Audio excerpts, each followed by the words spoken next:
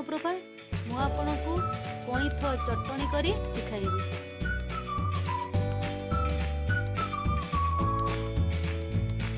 କଇଁଥ, ଲୁଣ, ଜିରା ଗୁଣ୍ଡ, ଲଙ୍କା ଗୁଣ୍ଡ, ଚିନି ଗୁଣ୍ଡ, ଚାଟ ମସଲା, ଲେମ୍ବୁ, ଧନିଆ ପତ୍ର। ପ୍ରଥମେ କଇଁଥକୁ ଫଟେଇ ତାର ମଞ୍ଜି କାଢ଼ିବା।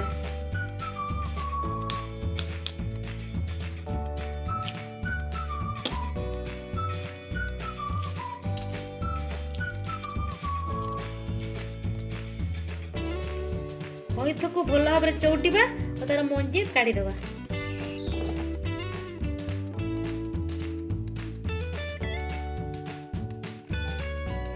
କଇଁଥରୁ ଭଲ ଭାବରେ ମଞ୍ଜି ସବୁ କାଢ଼ି ଦେଇକି ସେଥିରେ ଜିରା ଗୁଣ୍ଡ,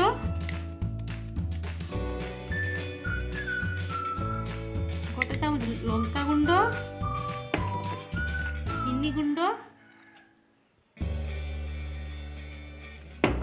ଚାଟ ମସଲା, ଲୁଣ,